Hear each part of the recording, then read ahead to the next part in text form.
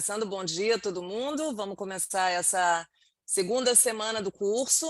Lembrando também dos formulários de satisfação, né? Eu acho que eu vou pedir para o Silvano ele reenviar todos os links. Se teve algum formulário na semana passada que vocês deixaram de responder, ajuda muito a gente, né? Ter o máximo de feedback possível de vocês.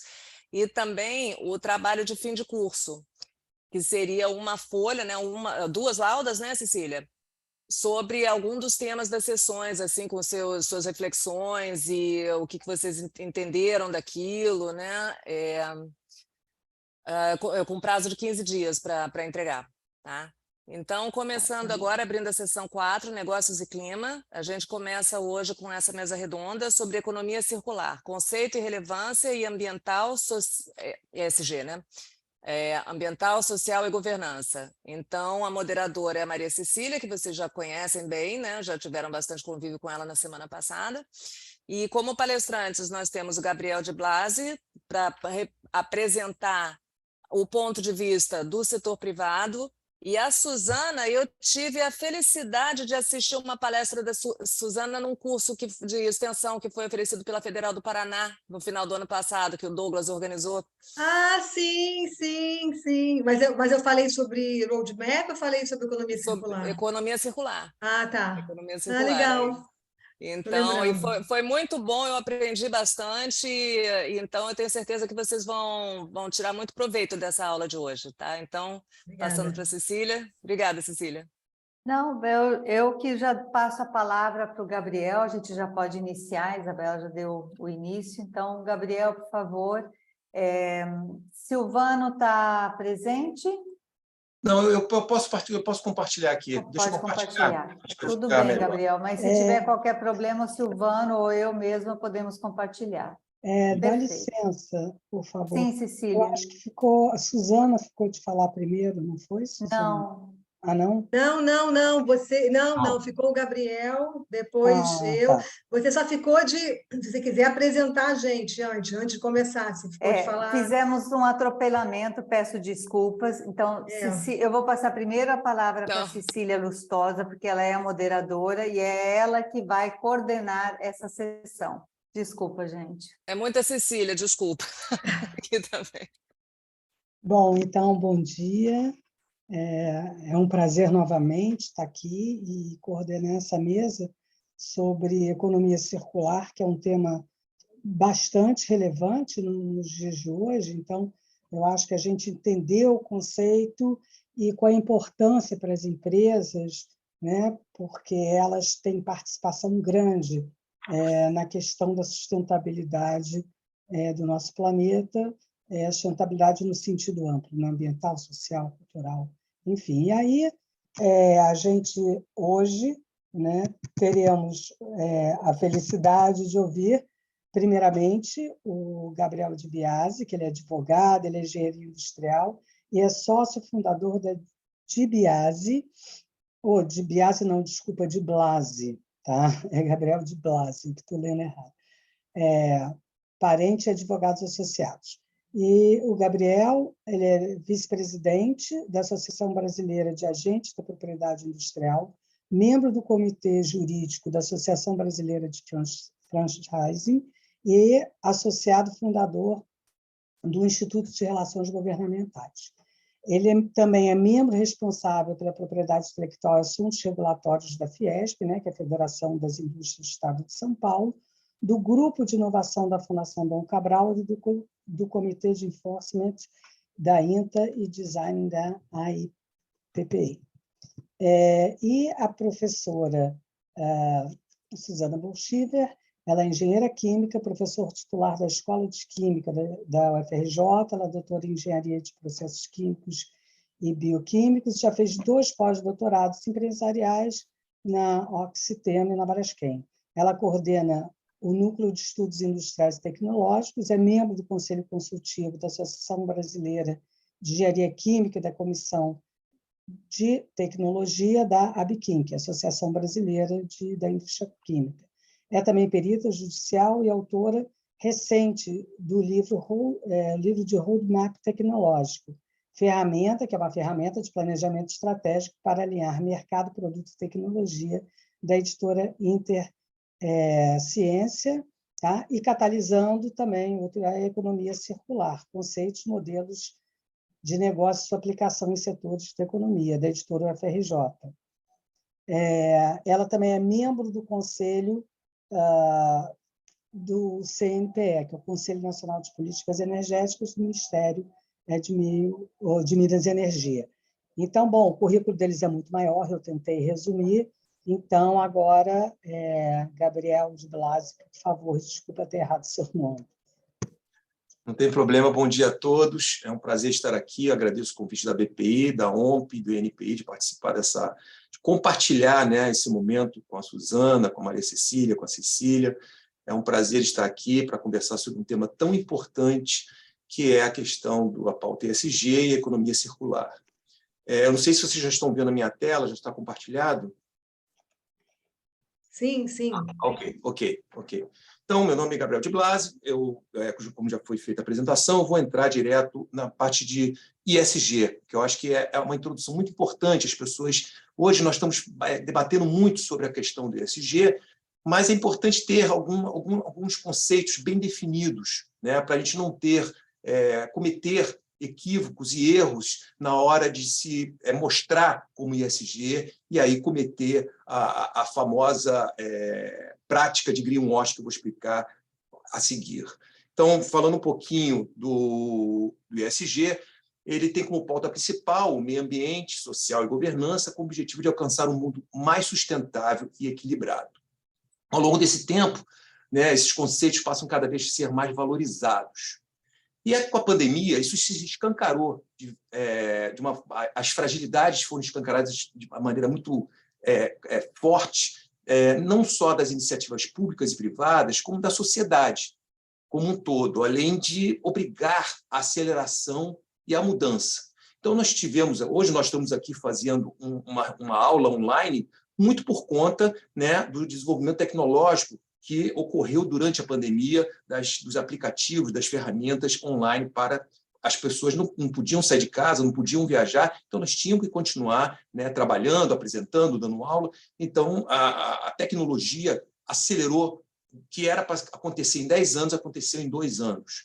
Então, isso é um fenômeno que foi causado e isso ajudou também a contribuir numa melhor conscientização da pauta ESG pelas empresas. Então, a responsabilidade corporativa passou a ter um peso ainda maior por conta da empatia que as pessoas tiveram durante a pandemia. Ou seja, a preocupação com o próximo, as empresas que não exploravam, não produziam equipamentos médicos, passaram a produzir para ajudar as pessoas, as outras pessoas que estavam com situação difícil de saúde. Então, houve uma aceleração em termos tecnológicos, houve uma aceleração em termos de empatia e o mundo mudou, né? Todos os stakeholders perceberam que gerar lucro e distribuir dividendos, sem ter na essência nas empresas a preocupação de ações efetivas, ambientais, sociais e principalmente de governança, as empresas não iriam agregar valor e nem sustentabilidade para se perpetuar no mercado. Então, isso é muito importante, ou seja, foi uma conscientização que as empresas, tanto do setor público quanto do setor privado, tiveram para que possa não pensar mais somente no lucro e na distribuição de dividendos, mas tem que ter alguma coisa de devolução para a sociedade, para o meio ambiente, com base na governança. E aí, falando um pouquinho do histórico do ESG, né? Nós temos aqui quando é que surgiu o ESG, efetivamente. Foi através de Kofi Annan, Who Cares Wins, que junto com o Pacto Global da ONU e o Banco Mundial, e mais 20 instituições financeiras, em 2004, fez um documento que responsáveis com o objetivo de conscientizar o mercado financeiro da importância que as empresas tinham que levar em consideração essas 3 pautas. A partir daí, 50 CEOs de grandes instituições financeiras foram instigados a refletir sobre como as questões ambientais, sociais e de governança poderiam ser integradas nas empresas, de maneira a mitigar esses riscos operacionais, financeiros e reputacionais.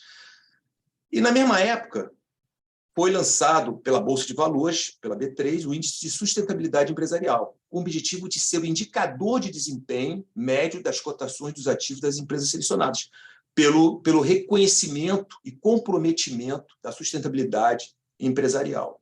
Então, esse índice é composto no máximo de 40 companhias, 45, entre as 200 mais líquidas da BMF. Mas eu acredito que a tendência é que isso cresça mais e as empresas, todas as empresas, elas se engajem nessa pauta. É uma tendência. Hoje, todos os stakeholders, todas as empresas estão com uma preocupação muito grande da consciência de praticar ou de devolver à sociedade as pautas, ou seja, de alguma maneira, dentro das pautas social, governamental e de meio ambiente, de maneira clara, de maneira transparente, com regras éticas, para que a gente tenha um mundo melhor. Mas, em seguida, nós tivemos a questão do Business Roundtable, que foi uma organização composta de 181 executivos de grandes corporações, e o comunicado é que se comprometer a mudar radicalmente o propósito de sua empresa, incluindo todos os benefícios dos seus stakeholders, shareholders e shapeholders, ou seja, os consumidores, usuários, as organizações não governamentais, os órgãos públicos, os próprios acionistas, ou seja, um comprometimento, né, com todos aqueles que orbitam ao redor das empresas.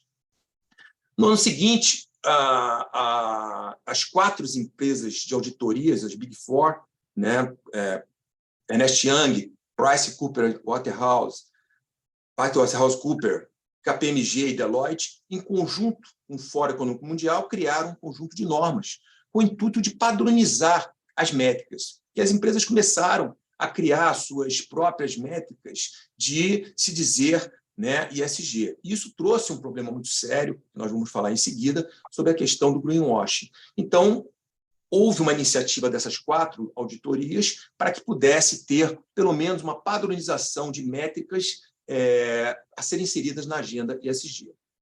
Um outro marco importante que nós tivemos foi a carta de Larry Fink, que é o maior gestor de fundo de pensão, que ele cerca de 47 trilhões, que é a BlackRock, de investimentos, publicou uma carta estabelecendo critérios e parâmetros de investimento visando o aumento da conscientização e da importância do ESG. Por fim, nós tivemos ainda a formação, em 2015, eu esqueci de comentar, a formação dos ODS, que são os Objetivos de Desenvolvimento Sustentável, são 17, que as empresas, que os países se comprometem a cumprir essas metas. São 17 metas, e aí as pessoas podem dizer qual é a diferença do ESG para os ODS. Os ODS são metas que devem ser cumpridas pelos países. O ESG são metas que as empresas devem cumprir baseadas na pauta sustentabilidade, governança e social.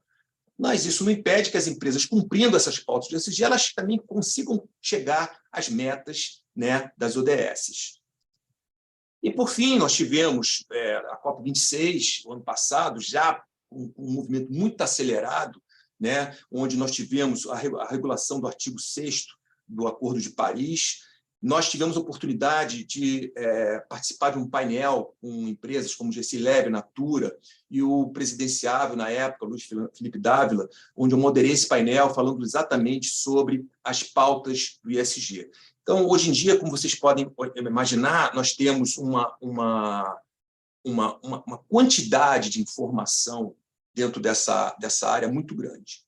Falando um pouquinho de cada área, de cada pauta dentro do ESG, na questão ambiental, um dos principais pontos a serem destacados é a importância da promoção dos discursos que coadunem com a prática, né, para se enquadrar aos padrões ESG. Como é sabido, não se faz uma empresa sustentável do dia para a noite, né? Isso leva tempo, a implementação de práticas, capacitação de profissionais, tudo isso leva um tempo para que as empresas possam realmente se considerar, né, dentro dessa pauta, se engajarem na pauta ESG. Mas algumas empresas, na busca de proferir um discurso ambiental adequada aos padrões ESG, acabam criando armadilhas de greenwashing, que pagam um preço reputacional caro por isso. Nós temos o ESG washing, são aderências, princípios. Na realidade, é uma maquiagem que a empresa faz, se dizendo ESG, e, na realidade, ela não pratica. Então, tem várias maneiras de você aferir se há ou não greenwashing dentro de uma empresa. São narrativas, certificações no âmbito do ESG que são usadas como cortina de fumaça. Para vocês terem uma ideia, uma pesquisa recente feita nos Estados Unidos, com 1.500 executivos, mostrou que 58% dos entrevistados reconhecem que exageraram nos seus esforços de sustentabilidade. Ou seja, nós temos um pêndulo. Até 2010, enfim, a sustentabilidade ela não fazia parte do core business da empresa. Ela era um departamento. Quem presenciou aqui o Banco Real, ele tinha um departamento de sustentabilidade, ele tinha o cheque reciclado, de papel reciclado. Era um plus que a empresa oferecia para os seus clientes, mas não fazia parte da essência, do propósito da empresa. Hoje em dia, não. O ESG tem que ter um propósito, tem que ter uma razão de existir. Então, isso é o principal motor para que a empresa possa se engajar dentro da pauta ESG. E há algumas maneiras de você identificar se há ou não greenwashing, a troca oculta, a mentira. Então, nós temos alguns exemplos. Por exemplo, em 2017, a Fiat anunciou a venda de um suposto pneu verde, cujas vantagens eram baixo consumo de combustível e durabilidade. Tudo bem, baixo consumo de combustível e durabilidade, mas o pneu é feito de quê? Borracha derivado do petróleo. Então, não há aqui um pneu verde. É um pneu de combustível derivado do combustível fóssil. Então, existe aí uma manipulação, uma maquiagem para se mostrar verde. A própria General Motors utilizou, uma época, a palavra eco para identificar supostos motores sustentáveis, que são à base de combustível, de gasolina, de diesel, enfim. Então, essa forma de você apresentar o seu produto como sustentável, ao mesmo tempo utilizar matéria-prima, recursos naturais para poder construir, produzir esse produto, isso é uma maneira de você estar maquiando, de mostrar, são narrativas que criam uma cortina de fumaça para você dizer, não, eu estou engajado à pauta e, na realidade, não está. Isso acaba trazendo um problema muito sério na reputação da marca. Nós tivemos um caso, que hoje é até documentário na Netflix, que foi o caso do Dieselgate, da Volkswagen. A Volkswagen, em 2015 ou 2014, apresentou relatórios em relação à emissão de carbono dos motores diesel dos carros da Volkswagen. E aqueles relatórios estavam maquiados, ou seja, estavam com informações que não eram verdadeiras. Isso trouxe um prejuízo tremendo para a empresa. O CEO foi demitido, 14 mil recalls foram feitos ao mundo, em torno do mundo, milhões de dólares foram pagos como multa, mas o principal de tudo foi a reputação, a mancha que a marca sofreu, por conta desse greenwashing. Então, nós temos aí diversos exemplos no mercado que mostram como ferir se uma empresa está ou não fazendo greenwashing. Então, nós temos aqui alguns exemplos de implementação, como o descarte, no caso aqui de ambientação, descarte de correto de resíduos, utilização de fontes, entre outros.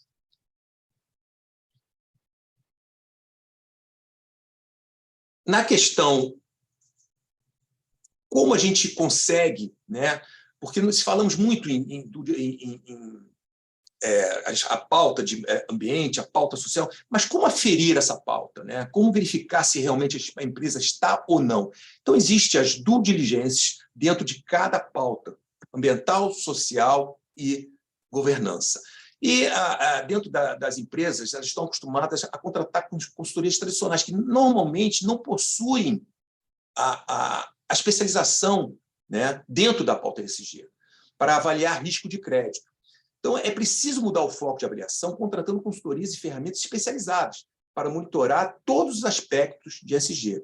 Então, aqui nós temos algumas das principais áreas que devem ser analisadas quando se verifica se aquela empresa está ou não atuando dentro da pauta ESG. Recursos, origem de matéria-prima usada no produto, processo de fabricação, se polui o meio ambiente, alocação de recursos de empresa, sustentabilidade, produtos e serviços estão associados a uma pegada de alto carbono, as empresas procuram um modelo de economia circular que visa reutilizar o produto para diminuir o impacto ambiental, emissões climáticas, produção de CO2, consumo de energia, compromissos assumidos para a redução do CO2, enfim, são fatores, são áreas que são identificadas para se fazer uma due diligência para verificar se realmente as empresas estão cumprindo o seu papel dentro da pauta. Quanto à questão social, da mesma maneira, nós temos a pauta social, um dos principais indicadores é a contribuição positiva da companhia no desenvolvimento público, que se relaciona, se identificando e agindo em prol de causas sociais relevantes, tais como educação, empreendedorismo, desenvolvimento, ou seja, nós temos aqui duas frentes. A frente do capital social, como a empresa ela se coloca, ela se porta em relação a todos os seus stakeholders, e aí aqui eu estou falando em usuário, em organizações não governamentais, em empresas públicas, todos aqueles que orbitam ao redor da empresa, como ela devolve de uma maneira sustentável contribuições sociais para esses stakeholders e, internamente, o capital humano, como ela trabalha o seu capital humano, né, em termos de inclusão, de diversidade, de acessibilidade a pessoas deficientes,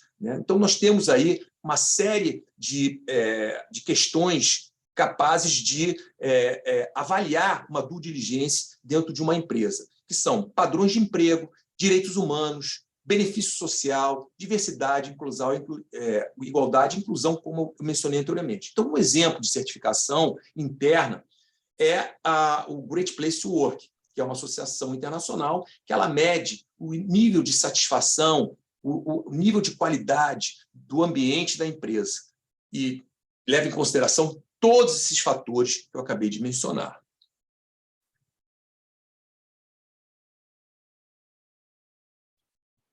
Passando agora para a área da governança, é um outro aspecto que eu considero talvez o mais importante de todos. Por quê? Porque a governança é a inteligência. Se você não tem a governança, se você não tem a educação, se você não tem a cultura, como vai ser implementado todas essas práticas no lado social, todas essas práticas no lado ambiental? Então, a governança ela cria as regras para que isso possa ser feito, conduzido pelos seus diretores, pelos seus colaboradores da empresa. Então, no aspecto da governança, talvez seja o pilar menos compreendido, mas talvez o mais importante, porque ele coloca em risco a alta direção da empresa.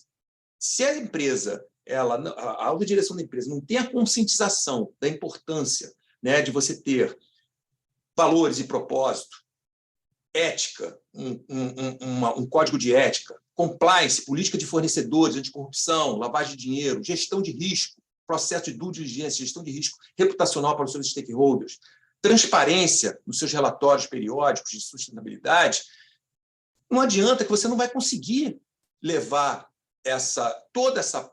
tudo aquilo que a empresa deseja aplicar dentro das pautas do social e do ambiental. Então, a governança ela é fundamental para que se possa ter realmente, né, uma pauta, uma empresa conscientizada, engajada dentro dos aspectos ambientais, sociais e de boas práticas dentro da gestão de governança corporativa. E dentro desse passo, eu falo um pouquinho, né, do compliance da estratégia. Um bom exemplo de governança corporativa moldará, né, o arcabouço cultural da organização, sendo vital que toda organização, algumas diretrizes são necessárias, por exemplo, planejamento e execução das estratégias organizacionais, controle e reporte orientado, boas práticas em relatório e respectivos responsáveis, alocação de tarefas e direitos decisórios, cadeia de valor, KPIs e remuneração, seleção e contratação, desenvolvimento e retenção e diversidade e inclusão. Então, isso é fundamental dentro do compliance, dentro da estratégia, né, para poder refletir, né, no resultado final que a empresa procura dentro da agenda ESG. E quais são as dificuldades que nós temos, né? Desculpa, voltando aqui. Quais são as dificuldades que nós temos em relação à implementação nas empresas? Falta de profissionais qualificados. Ou seja, nós temos ainda uma dificuldade, nós temos muitas profissionais, muitas pessoas falando sobre ESG, mas não tendo a experiência de colocar em prática, de fazer uma due diligência. Isso é importante, porque é um tema recente, é um tema novo. E isso faz com que as pessoas tenham que se capacitar, tenham que se especializar para poder aplicar isso na prática. Um outro ponto importante é a ausência de padronização de regras. Nós temos milhões, eu digo milhões não, mas dezenas, centenas de métricas no mundo para se aplicar às pautas da agenda ESG. Inclusive, as métricas que estão sendo utilizadas na Europa, que está muito mais avançada a Europa em termos de ESG do que o Brasil, elas têm dificuldade de serem aplicadas aqui, porque nós não temos ainda um nível de conscientização das empresas em relação à pauta. Então, a ausência de padronização causa uma dificuldade grande para a implementação da pauta ESG. Necessidade de melhores ferramentas de avaliação. Nós temos algumas ferramentas hoje em dia, as ferramentas são caras, não são ferramentas baratas, de inteligência artificial para levantamento dos pontos sensíveis da empresa em relação à parte social, ambiental e de governança. Mas essas ferramentas elas existem, mas precisam de profissionais capacitados para que possam saber usar essas ferramentas e interpretar os resultados obtidos por essas ferramentas. Então, a necessidade de ferramentas amigáveis dentro desse processo é muito importante. Falta de apoio da alta liderança, esse é um outro ponto fundamental. A cultura, a conscientização da pauta ESG é top-down, ou seja, se os líderes não tiverem consciência, né, de um propósito que a empresa tem que possuir, né, a razão de existir. Por exemplo, no nosso escritório, o nosso propósito é proteger para inovar, inovar para proteger. Isso está na essência, no DNA do escritório. Todos os profissionais do escritório possuem esse propósito. Então, nós estamos alinhados, nós temos uma conscientização em todos os níveis hierárquicos do escritório. Então, a empresa precisa ter essa conscientização e isso tem que vir partir de cima. Se os líderes não acreditam na pauta, os colaboradores, os profissionais, não vão seguir e não vão praticar a agenda ESG.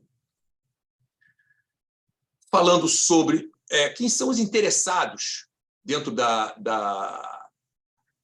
prática ESG. Todos estão interessados. Tanto os líderes das empresas, né, os CEOs, os colaboradores profissionais, nós falamos de todo o capital humano da empresa, como todo o capital social que orbita ao redor da empresa. Então, isso é fundamental, esse engajamento, essa conscientização.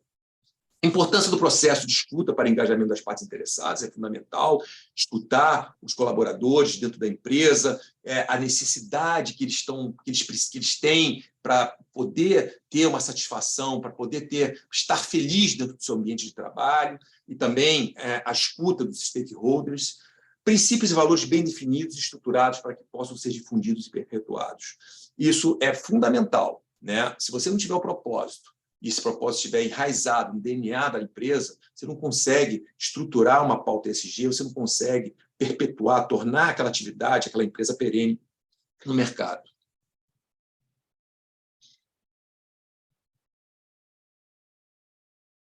Como se adequar aos critérios ESG? Nesse ponto, o impacto positivo no meio ambiente, engajamento social, lisura nos processos corporativos e investimentos para impedir casos de corrupção, discriminação e assédio, atividades sustentáveis, responsáveis e controladas.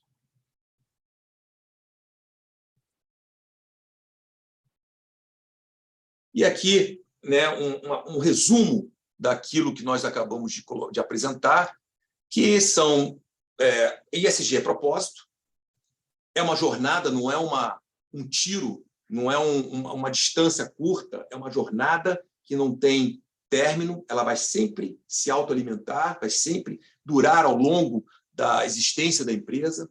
A sustentabilidade é atitude, não é uma inércia, é atitude. Você tem que ter atitude para você poder mudar, né, o mindset da empresa. Não é filantropia, as empresas querem gerar lucro e o impacto é positivo, ou seja, o lucro é importante, mas ele passa a ser consequência do seu comprometimento com o meio ambiente, com o social e com a governança. Os fins não justificam os meios, ou seja, fazer greenwashing não justifica você dizer que é sustentável e você não praticar a sustentabilidade, e visão de longo prazo de legado. Então, o impacto positivo agora é o novo lucro. Esse é o impacto positivo. Mudando um pouquinho, quer dizer, dando continuidade à questão de um assunto que está extremamente relacionado com o ESG, que é a economia circular, eu vou falar um pouco da conceituação, do histórico da economia circular, para depois a Suzana discutir, apresentar casos práticos, né, da experiência que ela tem, da grande experiência que ela tem na área de economia circular. Então, a economia circular é um conceito que surgiu em 1989, na Inglaterra, através da publicação de um artigo assinado por 2 economistas ambientalistas, que é o David Pearce e o Cary Turner, que baseia-se em repensar a forma de desenhar, produzir e comercializar produtos para garantir o uso e a recuperação inteligente dos recursos naturais. Então, trata-se de um aperfeiçoamento do sistema econômico atual que visa um novo relacionamento dos recursos naturais. Novos padrões de negócio, aperfeiçoamento, relação de sustentabilidade com os recursos naturais e sua utilização pela sociedade. Nova forma de explorar novos produtos para garantir o uso e a recuperação inteligente dos recursos naturais. Então, na realidade, a tendência é usar menos os recursos naturais, diminuir o seu uso, e usar muito mais a reutilizar aquilo que já existe, né? Nada se cria, tudo se transforma. Nós temos aqui uma diferenciação muito importante. Nós temos a economia linear e a economia circular.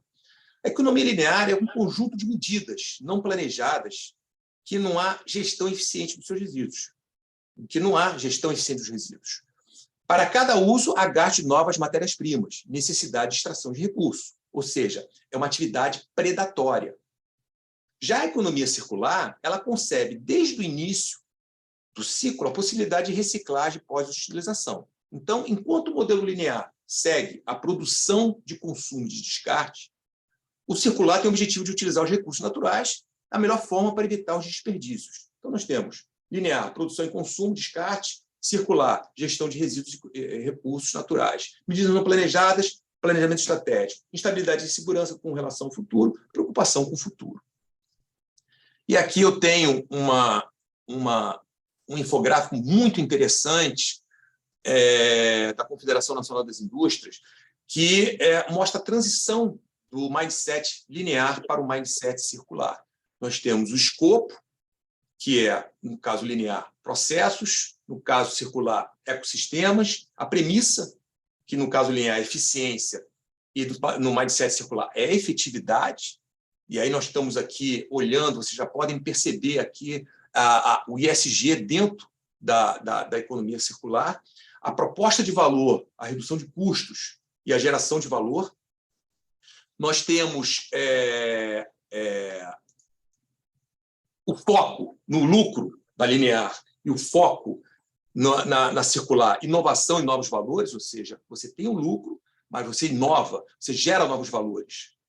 Personas são os shareholders, são os acionistas da empresa, aqui são todos os stakeholders, shareholders, shareholders, fornecedores, usuários, ONGs, enfim, todos os stakeholders estão envolvidos na economia circular. Ética é competição na linear, na circular é colaboração, e papel do consumidor e no outro usuário. Então, ali é extrair, produzir, descartar. Na circular é planejar, restaurar e regenerar. Ou seja, na linear você tem atividade predatória. Na circular você tem atividade de restaurar, de planejar e de regenerar, né, os produtos que já existem.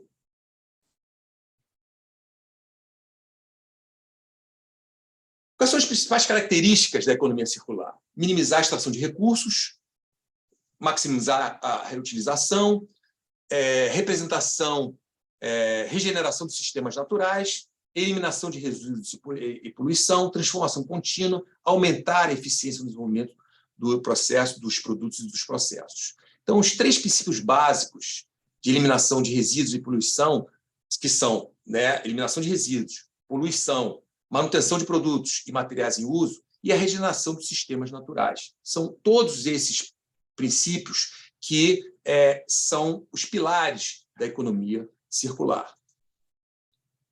Qual é o objetivo, né, da economia circular? A economia circular, os materiais são aproveitados em cadeia de forma cíclica e os recursos naturais são valorizados em todas as etapas produtivas, pois o objetivo é reduzir, né, a sua extração e ampliar a sua disponibilidade. Com isso, a economia circular tem um potencial para reverter os danos ambientais, como aquecimento global e a poluição, como por exemplo. Então, o objetivo é diminuir o uso da matéria-prima dos recursos naturais, né, através dos recursos naturais, e aumentar a reutilização de produtos já existentes. Então, a sustentabilidade e a valorização dos recursos naturais resultam em melhores condições de saúde para os seres humanos, para toda a população, assim como os benefícios para o meio ambiente e crescimento econômico de uma maneira geral, generalizada.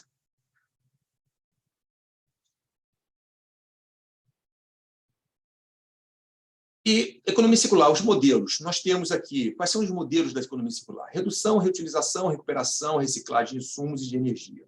A reciclagem está relacionada principalmente à recuperação dos materiais físicos. Então, nós temos ali um dado importante, que é do Cycle Economy de 2021, que até 2032 a economia circular seria responsável por aumentar a proporção de materiais que são reutilizados, de 8,6% para 17%. Isso é quase o dobro da circularidade da economia global. E geraria uma redução de 39% das emissões de gases de efeito estufa do período. Olha que impressionante, né? O simples fato da economia circular aumentar, dobrar a sua capacidade, ela já vai reduzir quase 40% até 2032 de emissões de gases, né? Então, isso é muito importante. Um outro exemplo que eu trago é da Heineken, da cervejeira Heineken. Ela visa, né, ampliar a reciclagem de embalagem de vidro. Hoje, está em torno de 24% as embalagens de vidro são recicladas no Brasil. Então, a Heineken ela tem como meta reciclar 100% até 2025. Como? A Heineken fez alguns ensaios, por exemplo, no Rock in Rio, em alguns bares e restaurantes, porque o maior problema, a maior dificuldade da reciclagem de garrafas de vidro é o armazenamento, o risco de causar acidente por quebrar. Então, eles instalaram uma máquina de trituração dessas garrafas nesses locais, de maneira a poder armazenar e levar para a fábrica para fazer novas garrafas. Então, isso deu certo, foi feito no Rock in Rio, foi feito em alguns bares e restaurantes, em outros estabelecimentos, e agora eles vão aplicar isso para poder reduzir, né, até 2025 e conseguir 100% da reciclagem de todas as suas garrafas de cerveja. Um exemplo de redução seria o Programa de Redução de Consumo de Energia, feito pelo governo federal, em momentos de pico, né? Existe uma economia, você paga menos conta de luz por conta daquilo. Então, tem vários exemplos de beneficiamento de descarte, de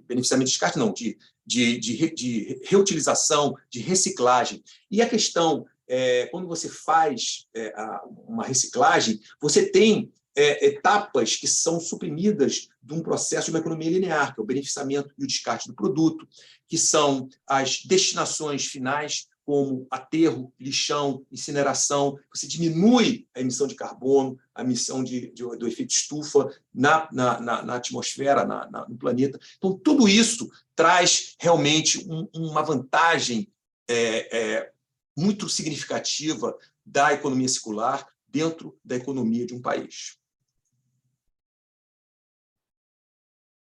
Aqui nós trazemos também os 5 R's, que representam, né, em palavras, recusar, refletir, reduzir, reutilizar e reciclar. A economia circular está intensamente relacionada à ideia de sustentabilidade. Então, aqui esse gráfico mostra exatamente o que fazer, refletir, ou seja, repensar, inovar, desenhar, produção e retransformação, ou seja, reduzir aquilo que existia para um novo produto. Transporte, distribuição e consumo, utilização e reutilização, reparação. Escolha, recolha, ou seja, recolher todos os produtos para poder ser utilizados e reciclagem e tratamento de fim de vida. E recusar a aquisição de matérias-primas advindos da natureza e destino final com desperdício mínimo. Eu dou aqui um exemplo da Dow Chemical, que ela fez uma campanha, ela tem um projeto de reciclagem de tênis esportivos em geral, para uso desse material em quadras poliesportivas e em pistas de atletismo. E interessante que a Reuters fez uma investigação do destino dos tênis que a Dow arrecadava para mandar para a fábrica para fazer, para transformar aquele material em quadras e materiais para quadras de poliesportivas e pistas de atletismo. E, nesse meio tempo, nessa transporte, uma parte desses tênis, desses produtos, eram desviados para a Malásia para serem vendidos em lojas de second hand, em produtos já usados. Então, a Reuters fez uma investigação colocando chips em 10 ou 15 pares de tênis, e esses chips foram desviados, esses tênis foram desviados para a Malásia, e eles conseguiram chegar na Malásia, foram no centro de recolhimento desses tênis, conversou com o dono dessa empresa, e ele falou, não, foi um erro. Então, a gente tem que tomar muito cuidado, porque a economia circular também tem pessoas que tentam desviar do seu propósito, do propósito da economia circular. Já estou fechando, já está me fechando meu tempo, Cecília? Isso que eu ia te pedir, porque já são 15 para as 10 e ainda tem a Suzane umas perguntinhas que já apareceram.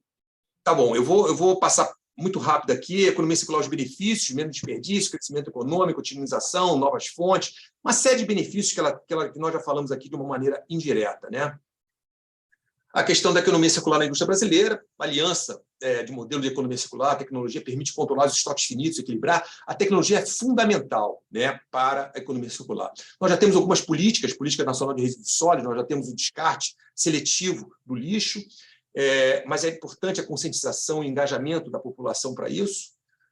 Nós temos os desafios e oportunidades da indústria nacional, desenvolver novos modelos e padrões na busca de novos modelos. Quais são as dificuldades? A ausência de políticas públicas de regulamentação, ainda falta uma política pública de economia circular, a cultura, a necessidade das empresas se conscientizarem da importância da economia circular, é fundamental, a necessidade, a desburocratização e a necessidade de mecanismos tecnológicos adequados. Então, nós temos aí tecnologias que vão ser fundamentais para impulsionar a economia circular, como a inteligência artificial, blockchain, internet das coisas, segurança cibernéticas e o Big Data. Aqui eu vou passar nos últimos séculos, um videozinho de 2 minutos da Confederação Nacional das Indústrias, que é muito importante, que resume exatamente tudo aquilo que nós falamos. Nos últimos séculos, o modelo econômico aumentou significativamente a qualidade de vida da população. Por outro lado, nem todos foram contemplados. Cada vez mais pessoas precisam ser atendidas em suas necessidades fundamentais. Para tanto, será necessário repensar o atual modelo de desenvolvimento. Uma opção viável é a transição do modelo linear para o modelo circular. Lavoisier diria que na natureza nada se cria, nada se perde, tudo se transforma. E a partir disso, é possível pensar alternativas para um futuro cada vez mais sustentável. O modelo de economia circular apresenta uma nova maneira de encarar a origem e o destino do que é produzido, e também do que é descartado. Estende a vida útil dos produtos desde a sua concepção de design e por meio de reparos e manutenções, aposta em novas formas de consumo, amplia a reciclagem de componentes e otimiza o atual modelo de produção. O que hoje é considerado resíduo passa a ser recurso. Com os princípios da economia circular, a sociedade diminui os impactos negativos do consumismo nos contextos social e ambiental.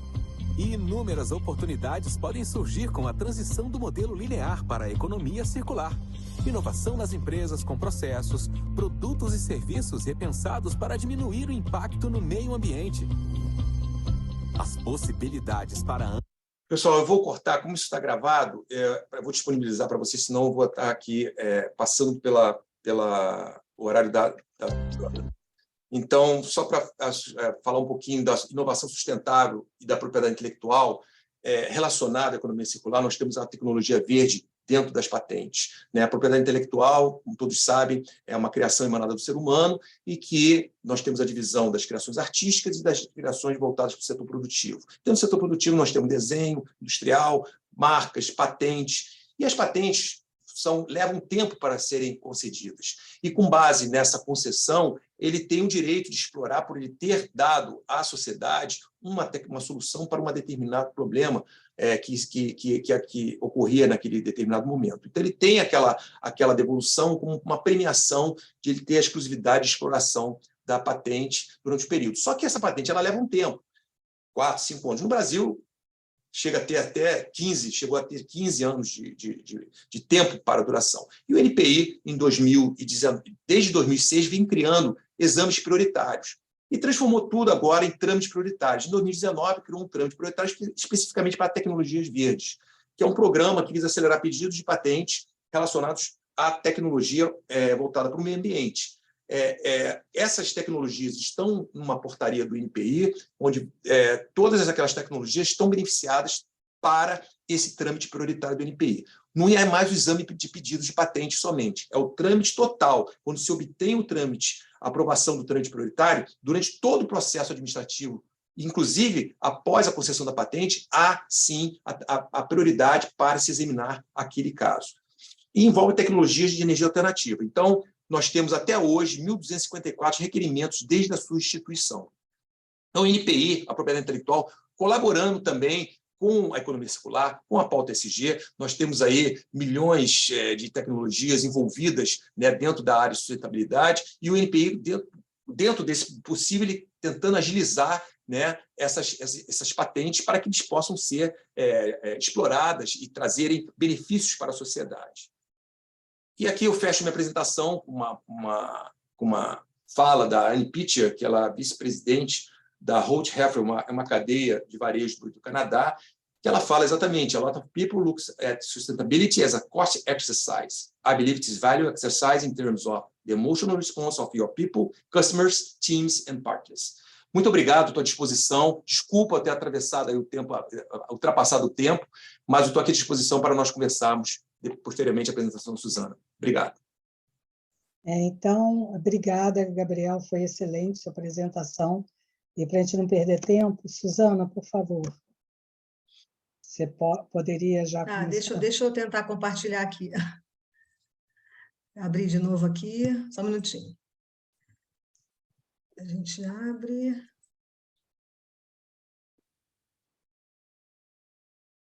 Enquanto isso, Gabriel, surgiram algumas perguntas, mas aí eu vou tentar sintetizá-las e no final a gente faz aí, vamos ver quanto tempo você tem para responder, né? Senão acho que você está aí disponível para, né, posteriores conversas e esclarecimentos. Tem uma pergunta aqui que eu já vi que é muito interessante na área de mineração e é claro que aqui uma empresa... Bom, não sei se posso responder agora ou espero a Suzana iniciar. Eu estou tentando aqui, só um minutinho, gente, que estou tentando aqui porque não está... Só um minutinho, estou tentando aqui, mas não está aparecendo para mim a minha apresentação, só um minutinho. Vou tentar de novo. Gabriel, se você puder responder essa assim, muito rapidamente. Sim. É claro que uma empresa de mineração, uma empresa de perfuração de petróleo, ela não tem na sua essência, né, uma pauta de ESG, mas ela pode mitigar esses riscos. Claro que ela não pode deixar de existir, porque, enquanto isso, nós temos matrizes, né, na área de combustível fóssil que as matrizes dependem. Nós temos aí a guerra da Ucrânia, nós tivemos aí uma experiência muito grande. O gás, que era fornecido pela Rússia, a Europa ficou à mercê, ficou refém do gás. Claro que isso talvez tenha forçado os países a começar a desenvolver tecnologias alternativas para substituir o gás. Mas, nesse momento, as empresas que trabalham com atividades predatórias ao meio ambiente, no caso, mineração, prospecção de petróleo, entre outras, elas têm um papel, sim, de mitigar, de reduzir os riscos da agressão, né, dos efeitos ao meio ambiente, e se está dentro dos limites mínimos da pauta ESG.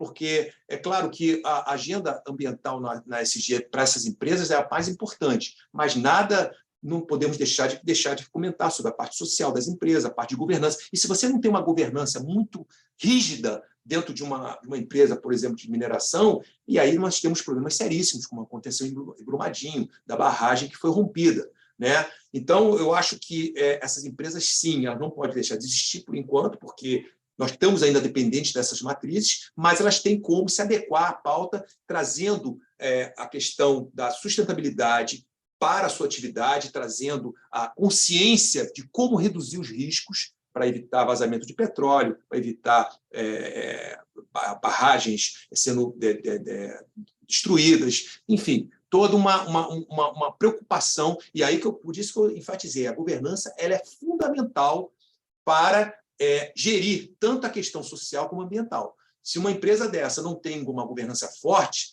não adianta, ela pode ser uma empresa que trabalha com recursos naturais, ou uma empresa que trabalha na reciclagem, ela vai cometer erros, ela vai cometer equívocos. Então, a governança que vai dirigir, né, que vai nortear essas empresas. E, inclusive... Eu não estou conseguindo compartilhar, não está indo, não está aparecendo para mim meu PowerPoint, não sei por quê, já tentei 4 vezes. Suporte, não? Não está aparecendo. Você quer que eu compartilhe? Não é a minha última versão, mas tudo bem, eu pulo algumas coisas, porque não está indo. Eu estou abrindo várias vezes, fechei, abri, salvei em outros lugares, não está aparecendo para mim, não sei o que é. Está aparecendo outros arquivos, mas não esse. Vocês estão enxergando? Ainda não. Ainda não. Ele é engraçado quando se faz a janela. E agora? Agora apareceu. Sim. Ok. Então, por que ele Mas é essa a apresentação? Só um minutinho. Essa. Só um minutinho. Você pode botar em modo de apresentação, já está? Não está em modo de apresentação. Você pode... porque o teu está em... Eu não consigo, porque eu não estou... Não, eu sei, mas ele está em PDF. Está em PDF. Meu Deus. Puxa vida. Mas eu te mandei mal. Puxa... realmente não estou conseguindo compartilhar. Não está aparecendo para mim meu arquivo. Mas tudo bem, vamos em frente aí, gente, para a gente não perder tempo. Sem problema. Isso aí vamos em frente. O problema mais importante é que a gente vai falar, né? A apresentação é um... Depois o pessoal tem apresentação, se precisar, até mando o PowerPoint também, sem problema nenhum. Então, vamos lá. Posso começar, Cecília? Bom, sim, então vamos lá, volta a primeira apresentação, volta o primeiro slide, por favor. Bom, gente, então, bom dia a todos, agradeço bastante o convite, estar aqui nesse fórum super importante, a BPI, NPI, o IPO, está compartilhando essa mesa com o Gabriel, super conhecido, a área dele, a empresa, é super importante inovar para proteger para inovar, é isso aí, a gente tem que pensar em inovação o tempo todo, está aqui junto na mesa com a minha amiga professora do Profinit, Maria Cecília, né? E a Cecília também, coordenadora geral, Rasa, que eu já tive a oportunidade de conhecer em outros fóruns na área de prospecção tecnológica, e na qual estou com muita honra de estar participando aqui. Então, Suzana, gente... só um instante, estão falando aqui para apertar o F12, Cecília, para ficar de tela cheia. A tecla F12. Cecília? Porque você está... Bom, então vamos lá. Vamos lá, Suzana, continua. É porque eu não estou podendo, como eu não estou mexendo... Pode. Pode passar, por favor. Bom, então, gente, eu tentei pode passar, por gentileza. O F12, tá? Pode passar, então, Cecília, por favor. Bom, gente, então, Vou tentar, então, ser assim, mais objetiva em alguns pontos, que o Gabriel já apontou de maneira muito bacana, né? Mas, assim, só a introdução do nosso tema, que a gente mostra que a gente está no mundo VUCA, né? Essa moda que a gente chama, onde a gente vive num meio de incerteza, de volatilidade, né, de ambiguidade, onde vários conceitos como criatividade, equipe, liderança, dinamismo, conhecimento, tudo isso vai fazer a diferença, e a rapidez com que a informação ela dissemina e a importância de transformar essa informação em conhecimento. Então, tudo isso tem a ver com todos os conceitos que a gente trata, conceitos modernos. Como o Gabriel mostrou, quando a gente fala de economia circular, não é um conceito recente, já se faz circular há muito tempo, mas agora veio essa moda, vamos dizer assim, né? De ESG, de economia circular, de pensar o tempo todo uma moda boa, né? Na questão dos créditos de carbono, do aumento da temperatura no mundo, a carência que a gente está tendo de água, de recursos naturais. Então, como pensar isso de maneira sustentável e como ver isso como um todo na cadeia? Complementando um pouco o que o Gabriel falou, e até a pergunta do Leonardo, não dá para a gente responder todas as perguntas, claro, em questão aos minerais, né? A questão dos minerais, muito bem colocado, que não é só questão de como são retirados esses minerais de maneira sustentável, né?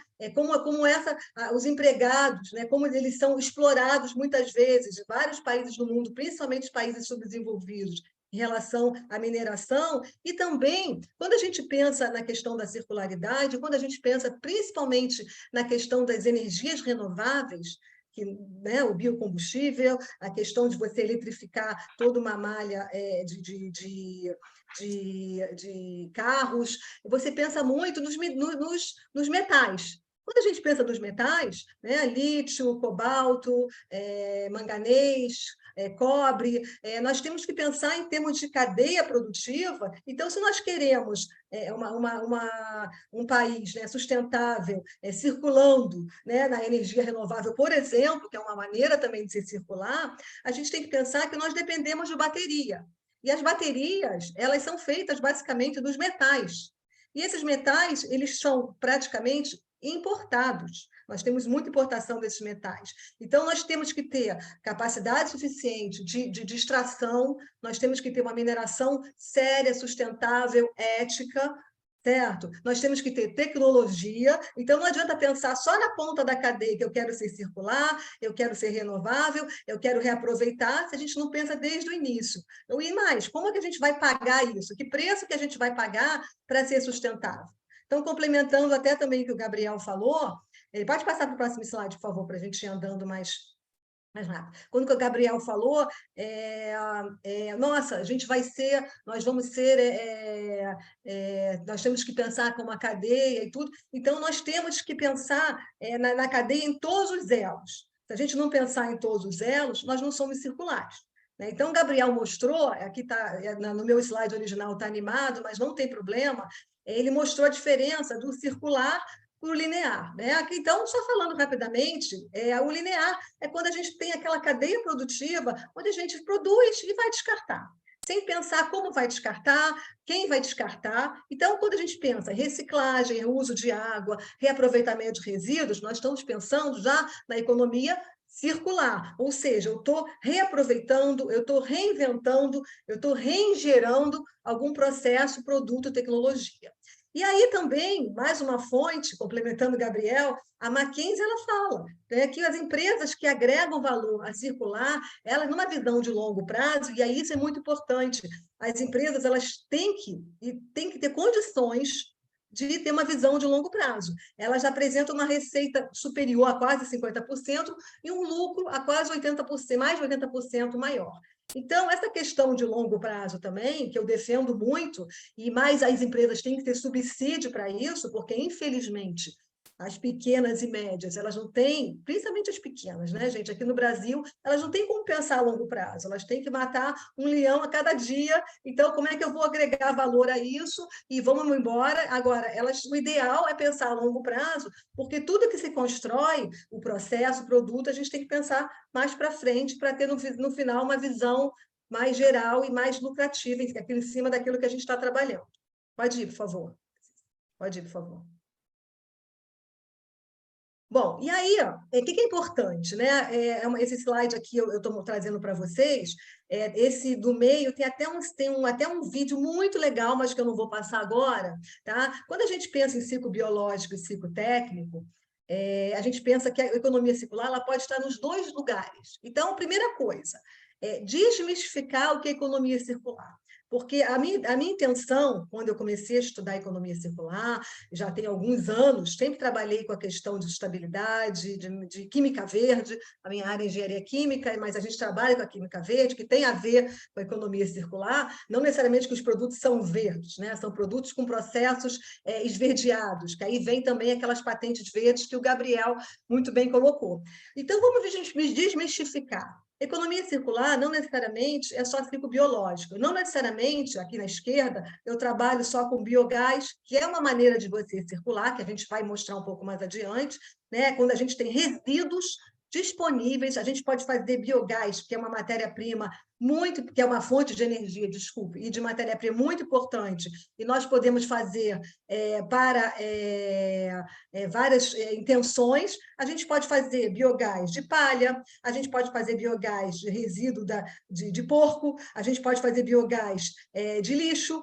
Então, nós temos uma opção maravilhosa de fazer o biogás. Biomateriais, olha que interessante, essa empresa aqui é uma empresa ela é italiana, que juntou com uma empresa de energia italiana também, que mostraram um equipamento baseado numa impressora 3D, e aí a gente já está hoje em dia falando já de impressora 4D, vocês sabem disso, e que espreme uma quantidade de laranjas, né, 1.500 laranjas aproximadamente, e gera não somente o suco da laranja, como ela também faz com a casca da laranja, ela faz os copos.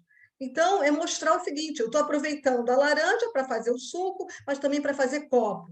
Então, isso é ser circular. E o ciclo técnico, gente, que eu posso trabalhar com design, eu posso trabalhar com reparo, com reuso. Quando eu estou reaproveitando, por exemplo, um piso para fazer um outro piso, um carpete para fazer um outro carpete, eu estou reutilizando, eu estou sendo circular. Então, isso aí a gente vê até uma maneira mais simples nos brechós, né? Reaproveitando o produto. Quando você reaproveita, está sendo circular. Quando eu mudo a maneira de aproveitar, eu estou sendo circular. Pode ir, por favor, Cecília.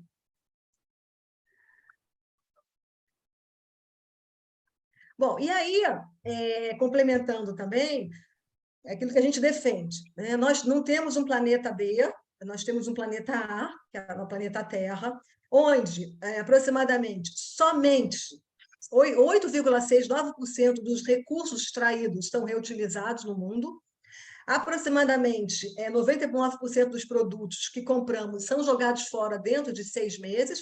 Alguns lugares do mundo, eu tive a oportunidade de conhecer, por exemplo, no Japão, é menos do que isso. A questão de troca de celular no Japão, quando eu estive lá alguns anos atrás, era de 8 em 8 meses, acredito que agora eles vão trocando de 4 em 4 meses. Né? E o que fazer com o descarte do celular? Nós somos o país do mundo, Brasil, que produz o quarto lugar que produz mais lixo. Então, a gente tem assim, uma quantidade enorme para resolver de problemas, e existe esse conceito que eu acho que é muito interessante, que é o dia de sobrecarga da Terra. É quando a Terra, num certo dia, todo ano tem um dia, que eu marquei o ano de 2021, foi quando eu dei essa palestra, e 2022 já tem outro ano, o ponto máximo que a Terra atinge, o uso de recursos naturais renováveis sem ônus ao meio ambiente, ele vai ficando mais perto, vai ficando menor, vai ficando mais recente. Então, isso é importante, que nós temos que estar preocupados com recursos de água, da mineração, do consumo, né, da luz, da energia, de água. Então, preocupado que a gente não tem uma abundância dos recursos naturais. Né? Nós temos um limite dos recursos naturais. Então, como tratar isso? Pode ir, por favor, Cecília. E aí, gente, também, o que é importante? Nada vem por acaso. Existem vários estudiosos, vários autores que falam sobre escolas de pensamento. Aqui, para cá, eu trouxe somente 3. Tá? Mas existe na literatura, inclusive eu disponibilizei para a Cecília um livro publicado que a Cecília, coordenadora aqui da sessão, comentou, pela FRJ, que eu fiz sobre economia circular e modelos de negócio, que está disponível, é grátis, está eletrônico, e que ele mostra todas as escolas de pensamento. Então, as escolas de pensamento já existem também há muitos anos, mas agora a gente está alinhando o nosso raciocínio. Por que é importante alinhar um raciocínio? Porque se eu não tiver, eu como empresário, eu como governo, até instituto de pesquisa, se eu não tiver alinhado para que serve, como eu posso fazer e que lucro eu posso ter, quantas pessoas eu posso empregar, de nada vale eu querer ser circular. A gente tem exemplos assim na minha área de engenharia química, ligando muito a química verde, a gente tem o exemplo do eteno verde, que são polímeros feitos, por exemplo, a partir da sacarose. Então, a gente tem o eteno feito do petróleo e tem aquele feito da sacarose, do açúcar. Então, aquele polímero, que, nossa, ele para ser sustentável, também não adianta ser só de matéria-prima renovável. O processo dele tem que ser sustentável. Ele tem que emitir pouco CO2, ele tem que gastar pouca água, ele tem que gastar pouca energia, então é todo um conceito. Mas também, se eu fizer com tudo isso, e se o preço que eu vou vender, o meu polímero verde, feito a partir do eteno verde, que é uma das frações do petróleo, se ele não for competitivo, se eu comprar uma embalagem da Natura, que for de embalagem verde, entre aspas, de polímero verde, que a Natura faz muito isso, sustentável, e uma outra embalagem de outro lugar, de uma empresa competitiva, uma empresa que vai competir com a Natura, e que eu vou pagar mais barato, nós, como consumidores, por mais que nós tenhamos todos aqui, a gente está num curso aqui de alto nível, com pessoas de alto nível, com certeza, nós falamos assim, nossa, praticamente, eu gosto das duas marcas, mas a diferença dessa marca está grande, porque ela está usando uma embalagem sustentável. Então, quanto que eu vou querer pagar, que prêmio é esse que eu quero pagar, que a gente chama, para comprar um produto que seja mais caro, porque eu estou sendo mais sustentável. Então, porque a gente é sustentável, mas também nós temos que ser sustentáveis no nosso dia a dia. Nós temos que ser sustentáveis para pagar nossas contas. Então, tudo isso tem que se fechar. E tudo isso se fechando vem desde a teoria, como, por exemplo, a questão do berço com berço. Todos os materiais envolvidos nos processos industriais e comerciais são nutrientes para o outro. Então, por exemplo, a embalagem biodegradável a partir de resíduos agrícolas e cogumelos feito pela essa empresa aqui, Ecovite Design. Então, pega o cogumelo, fez a embalagem. Isso vai ser cradle to cradle, berço to berço, esse conceito. Né? Diferente do conceito da economia circular, que é cradle, que é berço para o túmulo.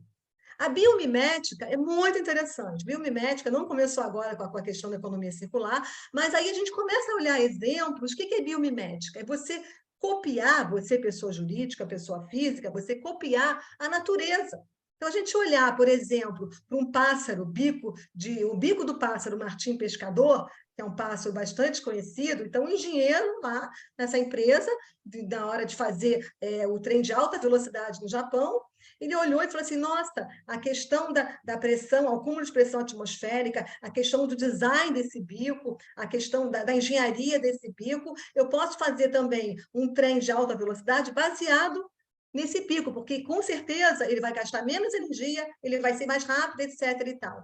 Então, a biomimética é um conceito cada vez mais presente na questão da economia circular. E outro exemplo que eu trouxe para vocês, que é a economia do desempenho. Então, a Michelin desenvolveu um novo modelo de negócios, denominado tonelada por quilômetro, em que comercializa o desempenho de pneus de tratores em Minas a uma velocidade tal, percorrido, em vez de vender os pneus. Então, ele vende o serviço. Então, a venda do serviço, a economia, vou vender quantas vezes, ou quantos quilômetros você vai usar o meu pneu. Você não precisa comprar o pneu.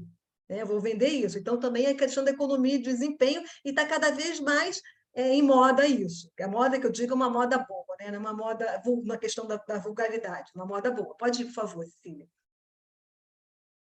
Bom, e aí, a questão dos atores também é muito importante. Então, no trabalho que a gente faz também, dentro do NEMTEC, no Núcleo de Estudos Industriais e Tecnológicos, que eu coordeno, é também entender quem faz o quê.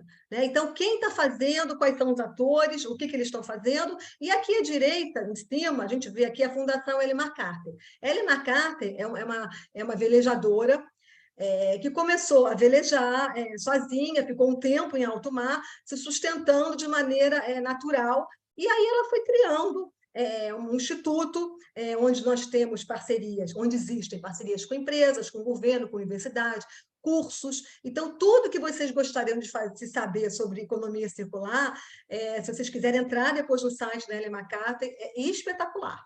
Tá? E espetacular, existem alguns cursos grátis. E o que é interessante, que eu acho, né? Não fica na teoria. Então, a gente tem casos práticos de players, de empresas, de governo, de investimentos na economia circular. Isso ela mostra muito, né, no site, nos institutos dela. Pode ir, por favor, Cecília. Pode passar aí, posso passar isso aí, pode passar. Bom, e aí... não, deixa aí. E aí, o que a gente sabe? Quando também eu comecei a estudar a economia circular e desmistificar o conceito, eu pensei, bom, quais são os modelos de negócio que existem? O que é circular? Todo mundo é circular, né? Claro que reuso de água é circular, reaproveitamento de resíduo é circular, tudo isso é circular, né? Você pegar e pensar como é que eu vou usar a bateria para usar no carro elétrico e como eu vou extrair esses metais para a bateria, como eu vou reaproveitar essa bateria. Olha a quantidade de bateria, se a gente quer fazer uma frota elétrica, como alguns países do mundo, né? Se fala muito nas palestras e tudo, como é que vai ser esse descarte? Isso também é economia circular. Mas aí, fazendo um estudo mais a fundo, usando alguns conceitos, tanto do CNI, internacionais, como também da Fundação Ellen MacArthur, nós criamos esse grupo aqui de modelos de negócio que eu considero como os grupos chaves. Essa figura aqui não é exaustiva, essa figura daqui a pouco a gente vai preenchendo mais centros, mais bolas, né, mais círculos, mas é um exemplo interessante para a gente conversar. Eu não trouxe todos os exemplos para vocês aqui, porque não ia dar tempo, mas, claro, no livro também, que pode estar disponível, a gente também tem todos os exemplos explicados um a um, com casos práticos. Pode ir, Cecília, por favor. Bom, então, uma das maneiras de ser circular é a agricultura regenerativa. O quê? Né? Mas a agricultura é importante, Suzana, para ser circular. Gente, nós aqui, nós somos um país agrícola, infelizmente. Quando a gente olha o nosso PIB, a maior percentual é a questão da agricultura, né? do agronegócio, vamos dizer assim. A gente tem uma parcela lá que é a indústria, uma parcela que é serviços, que está crescendo, uma parcela que é a construção civil, que está separada da indústria de transformação, que não é a indústria de transformação. E nós somos um país agrícola. Então, inclusive agora, com um programa lá de gás para empregar, do Conselho Nacional de Pesquisas Energéticas, do Ministério de Minas e Energia, nesse programa, o governo está defendendo um maior investimento em gás natural para dar um gás, literalmente, na questão da maior industrialização, na indústria química, que nós dependemos do gás natural, a indústria química, e também para a produção de fertilizantes. Nós produzimos fertilizante, por exemplo, a amônia, nós produzimos a partir do gás natural, sem entrar mais em detalhes da produção. Então, nós somos um país agrícola, nós somos um país que depende de fertilizantes, que são produtos commodities, mas, infelizmente, nós importamos muito fertilizante, nós somos dependentes da balança comercial. E aí, quando a gente pega essa pegada de você fazer um ciclo diferente de rotação de culturas, aproveitando o ciclo da água, aproveitando os fertilizantes, aproveitando a questão sazonal, aonde dá mais, nessa época é a época de algodão, agora vamos plantar soja. Então, essa técnica agrícola que visa diminuir a exaustão do solo, trocando as culturas a cada novo plantio, e diminuindo a quantidade de fertilizante, por exemplo, é agricultura regenerativa. Você passa a emitir menos tonelada de CO2 por ano, e aqui está dizendo, né, são dados oficiais, correspondendo a uma redução de quase 66% das emissões totais projetadas para o sistema alimentar global em 2050. Então, você ser circular, você está pensando na diminuição da importação, você está pensando sustentável, você está pensando no aumento da oferta de alimentos, você está pensando na diminuição de CO2 para a atmosfera, com isso você está pensando do problema, da questão do aquecimento global, está preocupado com isso. Então, são vários fatores que vocês têm que estar conectados, e nunca um fator só. Pode ir, por favor. Outro exemplo que eu acho muito interessante, eu trouxe até alguns casos, mas eu acho que vou passar rapidamente pelos casos, depois vocês têm isso, inclusive no livro bem detalhado, é quando a gente fala de simbiose industrial. O que é simbiose no termos biológicos, né, gente? Um aproveitar do outro, vou sugar do outro que eu tenho de melhor. Eu vou fazer uma simbiose e vou aproveitar. Mas, então, a simbiose são modelos de plantas, e aqui a gente tem um exemplo no Parque Ecoindustrial de Kalundborg, na Dinamarca, é o exemplo mais top que existe, mas no Brasil a gente também tem exemplos. Tá? Então, é intercâmbio de resíduos e insumos entre empresas da mesma área física e que um vai aproveitando o que pode de melhor do outro. Então, aqui eu dou um exemplo de biogás fertilizante, que são resíduos de insulina da Novo Nordisk, de enzimas da Nova Enzymes, em conjunto com a Ørsted da Energia. E claro que com isso, né, Gabriel, a gente está falando aqui, eu não estou nem entrando na questão da propriedade intelectual, tudo isso, os processos, os produtos, eles têm que ser protegidos, né, para não serem copiados e terem aquela proteção de serem bem utilizados em determinado tempo. Pode ir, por favor, filha, que eu acho que isso aqui está bem animado, isso aqui, não me lembro. Bom, e aí a Novo Nordisk, ela oferece calor excedente e frações residuais para fertilizante e produção de biogás no processo dela. Pode ir. A Nova Enzymes, ela usa as sobras de produção que se tornam fertilizantes e a água do processo é usada para produzir biogás e eletricidade, e aqui a gente vê um fluxo aqui à esquerda de energia, de água, de materiais, isso é bem complexo esse sistema, e é um estudo de caso isso, que dá para ficar horas só falando. Pode ir, por favor. E é isso. Esse aqui eu vou passar, pode ir, vou passar, que eu ia...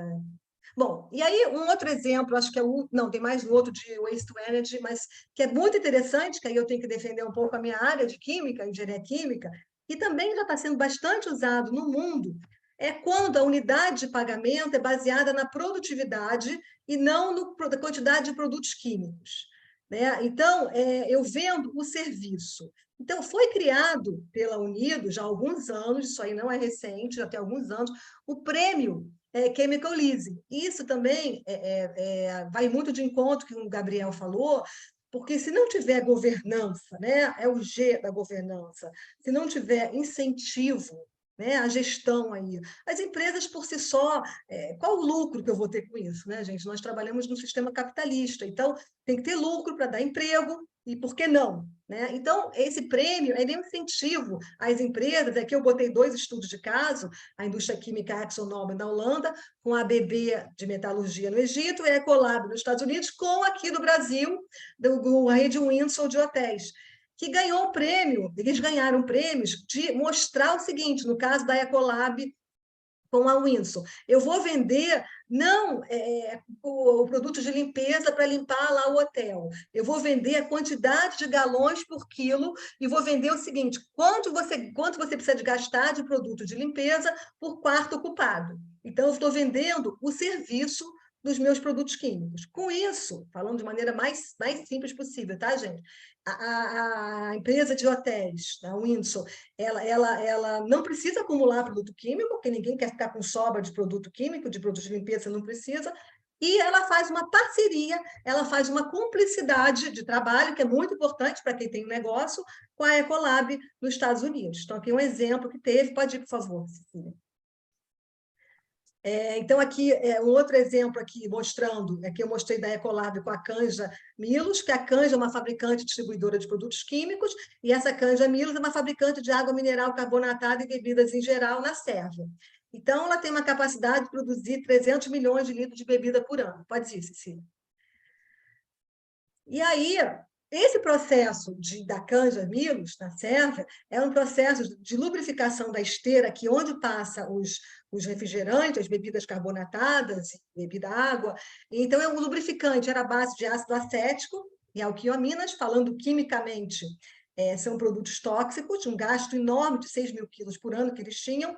O lubrificante tinha que ser dissolvido em água, aí vem o consumo de água.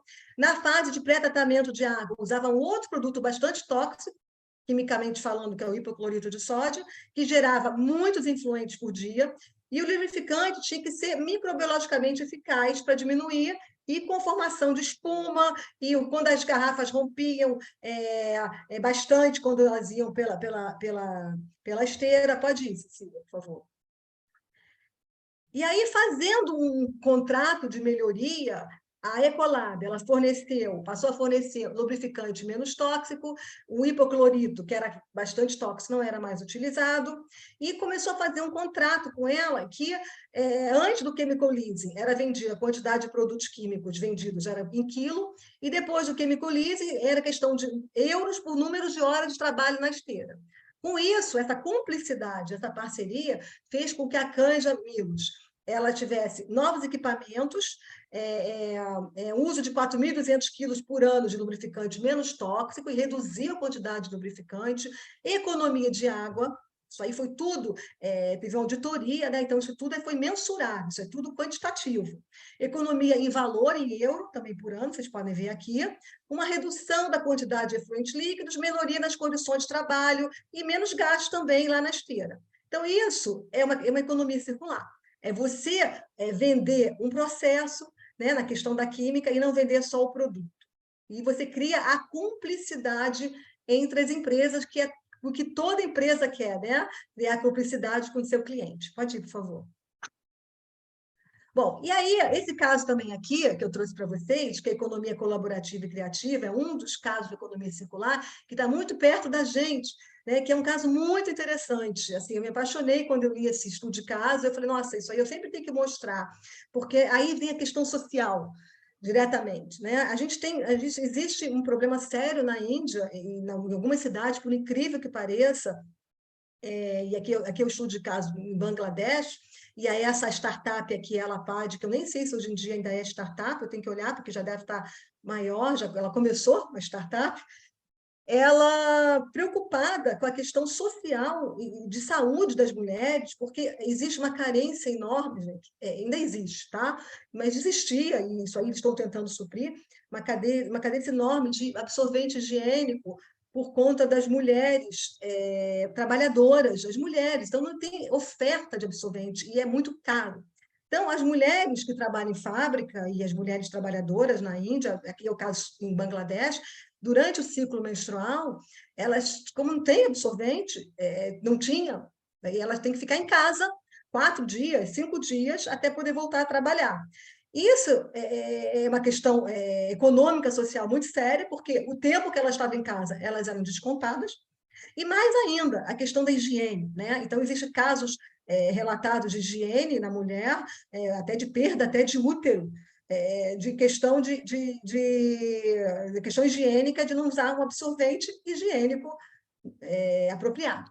Então, essa empresa, ela pensando, né, que Bangladesh é uma das maiores produtoras na área têxtil, né?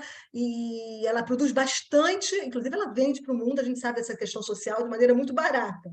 Aí é outro caso, né? A economia aquela questão de escravos, enfim. Mas ela produz 1 milhão de fardos de resíduos sólidos de vestuário a cada ano, que pode ser transformado em ativos e gerar lucro. Então, aproveitando esses fardos da indústria têxtil, na produção, ela começou a produzir com o apoio do governo, claro, porque a empresa ela tem que ter apoio, porque como é que ela vai se sustentar? Produzir absorventes. Então, isso melhorou muito a qualidade de vida das mulheres e, mais recentemente, essa mesma empresa ela fabricou as máscaras para a Covid, a partir desses restos de tecido também, que ajudou muito também a saúde da população local. Isso é um estudo de caso de economia circular, muito ligado à questão colaborativa, criativa e social. Pode ir, por favor. Suzana, desculpa te interromper, mas se você pudesse terminar em 5 minutos... Tá bom. Vou passar. Esse aqui vou passar rapidamente, que é produto como serviço, isso aqui todo mundo conhece, o Airbnb, economia circular, pode ir, por favor. E aí, gente, também vou passar muito rapidamente aqui, não vou demorar, esse conceito, né? Resíduo para energia. Não precisa saber química, né? Não precisa ser, nossa, está dando aula de química, não.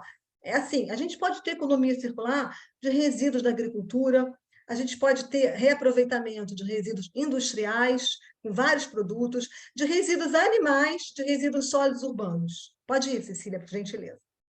Então, quando a gente pensa em resíduos industriais, eu peguei aqui um estudo de caso, que também está no livro, esse estudo de caso, A gente pega assim, nossa, eu estou fazendo na indústria de papel e celulose, eu tenho uma produção enorme desse licor negro, e aí com esse licor negro eu posso produzir esse combustível, que não necessariamente precisa ser bio, tá, gente? Eu ser circular, não necessariamente eu estou trabalhando só com bio, né? Eu posso estar reaproveitando, que é o famoso DME, eu vou reutilizar hidrogênio, que aí depois a gente tem outro papo de hidrogênio verde, posso reutilizar CO2, aí vai. Pode ir, Cecília, por favor. Resíduos animais, né? Resíduos animais também, que eu falei logo no início, né? É você pegar e utilizar resíduos de matadouro, por exemplo, para fazer o biogás. Então, a gente tem resíduos que são ricos em gordura e proteína, e eles têm um potencial enorme para a produção de metano, que é o biometano, que vai produzir o biogás. Então, esse biogás, que vocês olharem depois, quem não é da área de energia, ele está cada vez mais em voga aqui no Brasil, e abre uma janela de oportunidade enorme, porque ele forma não só a própria energia, como a gente também pode fazer até fertilizante também, quando a gente usa um biodigestor. Pode ir, Cecília, por favor.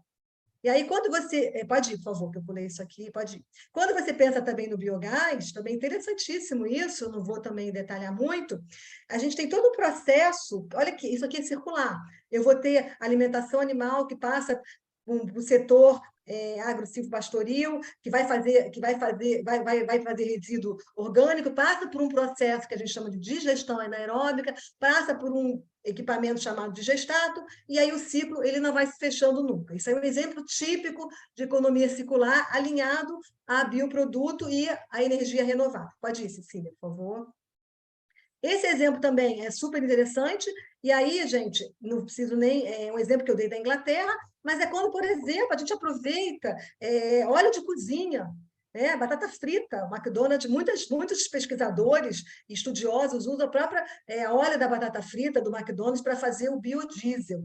Né? Então, óleo de gordura. E aqui no Brasil, a gente aproveita, a maior parte do biodiesel é feito de soja, sim, né? Que também briga um pouco com a questão alimentar. A gente usa a soja para a questão alimentar, mas a gente também está lutando para que não brigue, que a gente tem oferta para as duas áreas, mas que a gente também pode aproveitar do resíduo de óleo de cozinha. Mas claro que isso tem que ter o quê?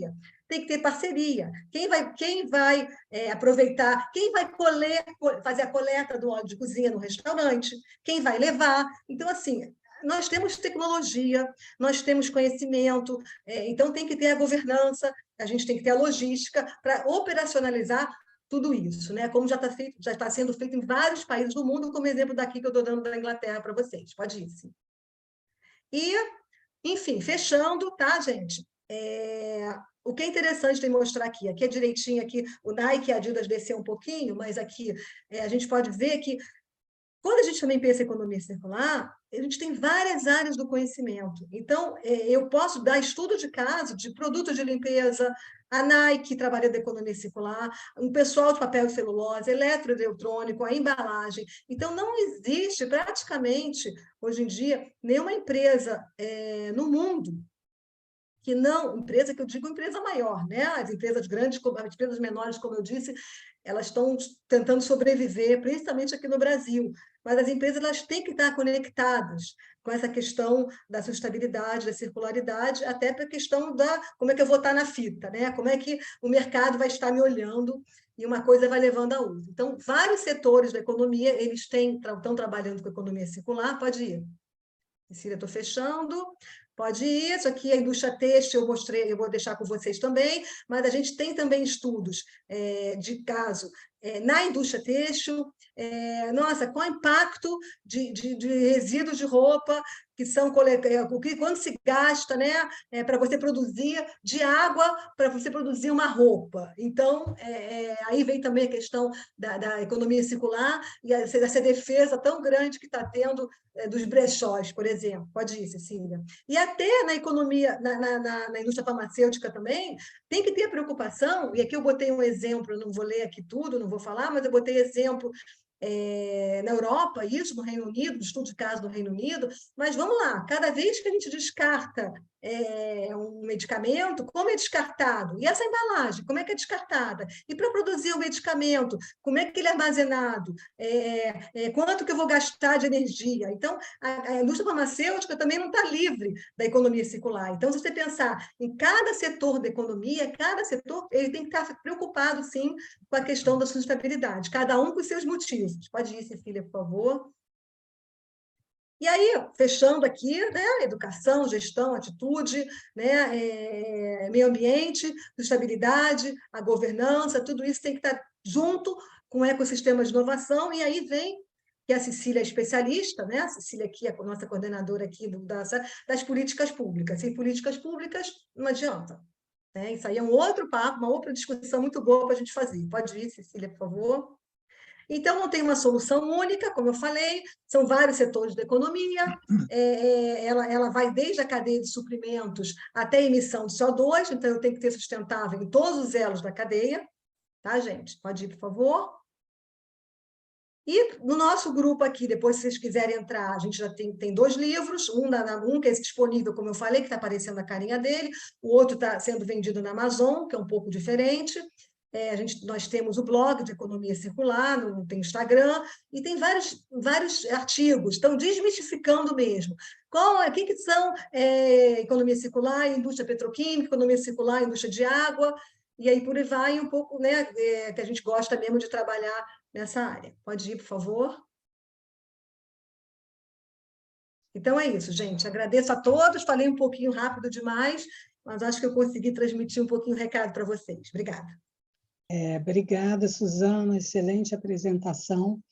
E agora a gente está com o tempo meio estourado, então eu vou fazer colocar algumas perguntas que fizeram, e depois eu passo para vocês dois darem uma finalizada, né? Tentar responder o mais rápido possível e finalizar. Eu só queria chamar a atenção para algumas coisas. Primeiro, o que o Gabriel falou, que é muito importante, a empresa não ficar no discurso e ir para a prática. Né? E a Suzana mostrou aí vários exemplos de prática que nada mais são, né, do que a ecoinovação, que a gente teve aula, né, na semana passada. Tá? Então, a tecnologia, né, e a inovação elas são fundamentais, como o Gabriel mesmo disse, para a economia circular. E a ideia de economia circular ela não é nova, né? Ela já, assim, a ideia do ecodesenvolvimento já veio com o Ignasi Sachs e Maurice Strong lá de 1972, da Conferência de Estocolmo, e tem toda a literatura sobre ecologia industrial. Tá? Então, acho que a economia circular é uma boa releitura, assim, muito aplicada às empresas, né? Que devem ficar muito atentas para isso, e a gente viu exemplos, né? Estrangeiros, né, que lá de fora que podem perfeitamente ser aplicados aqui. Tá? Então, algumas perguntinhas, né?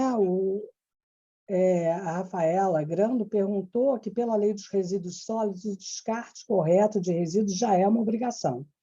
Aí ela pergunta se cumprir a lei e usar isso como marketing não seria uma forma de greenwashing. Tá? Deixa eu colocar mais 2, tá? Então, a outra pergunta é que tipo de regulamentação, Gabriel, você acredita que falta no arcabouço, tá, do ESG? E também sobre economia circular, aí eu acho que Suzana e Gabriel podem responder, a economia circular não seria apenas uma pequena expansão do conceito de reciclagem?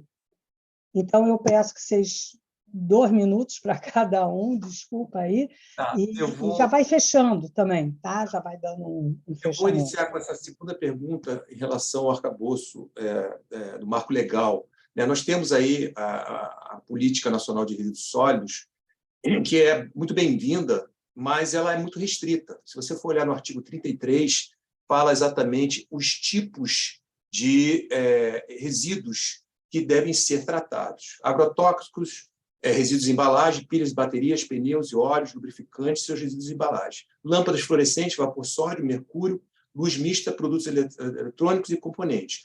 Os demais produtos não compõem essa lista. Então, fica a critério de um termo de compromisso, de acordo, que tire a responsabilidade legal para o ciclo da vida do produto. né? Apesar de que, no nosso artigo 225 da Constituição Federal, possui, né, uma previsão constitucional de defender e preservar o meio ambiente. Então, essa questão deveria ser muito mais levada a sério do que hoje nós levamos, porque nós temos, vamos levar aqui para o caso prático, as questões das cooperativas, né, de catadores de lata, né?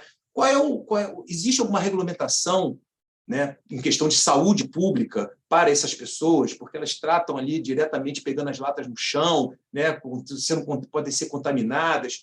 Existe uma questão de logística dessa atividade. Então, eu acho que deve-se ampliar, apesar de ser elogiável a política de resíduos, mas deve-se ampliar essa legislação para não só a parte de reciclagem, mas de redução, de transformação, enfim, dos outros R's que faltam. Nós temos só 3 R's aí que são cobertos de uma maneira muito restrita, como mencionei anteriormente.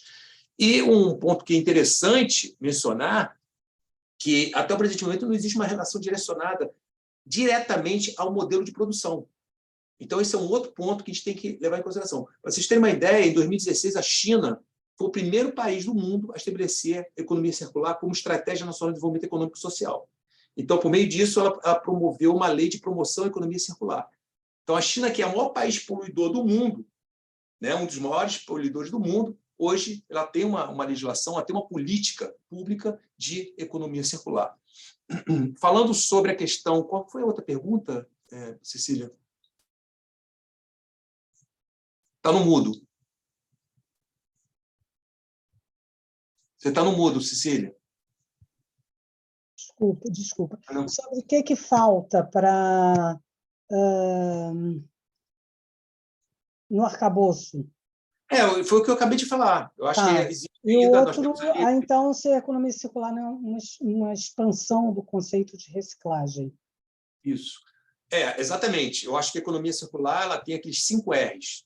Né? Nós temos focados, e eu acho que a Suzana apresentou com muita propriedade, né, exemplos práticos da economia circular dentro desses 5 R's. E só uma curiosidade, foi colocada aqui no chat, quando ela comentou sobre a menstruação lá na Índia, existe um filme na Netflix chamado Padman. Eu assisti esse filme, é muito interessante, a pessoa ganhou um prêmio em Nova York, porque lá existe uma questão cultural, de preconceito. A mulher fica realmente em casa durante o período da menstruação, isso atrapalha tudo, né, em todos os sentidos. Mas faz todo sentido esse exemplo que a Suzana colocou. Bom, esses são os 2 pontos que eu acho que... Eu não sei se... Eu não estou me lembrando se tem mais algum outro que eu possa colaborar. Eu só vou fechar aqui, porque a Cecília até falou, Suzana, não tem um minutinho só. Então, gente, não vou nem conseguir responder todas as perguntas aqui. Alguém perguntou, pode participar do grupo do projeto de extensão? Estou à disposição, tá? Nós somos da universidade, estou à disposição. E é isso, tá? Eu não vou... A gente não tem mais tempo, devido à hora, já me pediram para não falar muito, é só para falar, reciclagem a última pergunta, reciclagem é economia circular? Reuso de água é economia circular? Reaproveitamento de resíduo é economia circular? Tá? Então, o que chegou primeiro, né? Então, tudo isso é você ser circular e, claro, aquilo que eu comentei com vocês, pensando na cadeia produtiva como um todo. Não adianta você circular só na ponta da cadeia. Eu tenho que pensar no descarte, a questão social, a questão ambiental, a questão econômica, a questão de governança, e por aí vai, tá, gente? Então, eu vou fechar aqui por causa do horário de vocês, que eu sei que vocês estão apertados aí de horário. Bom, obrigada, Suzana e Gabriel. Cecília. Cecília, só um ponto para Cecília. Se você puder disponibilizar nosso e-mail, meu e-mail, o e-mail da Suzana para todos, porque eu envio aqui uma série de perguntas que a gente possa responder por e-mail, vai ser um prazer. Com certeza. Eu estou compilando todas os chats, então, se vocês puderem disponibilizar no próprio chat o e-mail de vocês, e também todos têm acesso às apresentações no portal da BPI Seduc. Então, lá vocês na apresentação deixam no último slide o e-mail, então fica fantástico. Como eu disse, como o senhor Jefferson, ele tem um compromisso, né? Depois nós vamos até finalizar um pouco antes do meio-dia, então eu não posso atrasar, eu prometi para ele que a gente ia começar pontualmente. Eu agradeço muito a Cecília Lustosa, a Suzana, Gabriel, foi excelente o debate, muito enriquecedor. Semana passada a gente teve a oportunidade justamente de ter uma apresentação sobre o biogás, então podia ter colocado estudo de caso depois de vocês, mas por causa de agendas não foi possível. Então, tiveram essa oportunidade de ter essa ilustração. Muito obrigada, então, aos palestrantes da mesa redonda de economia circular.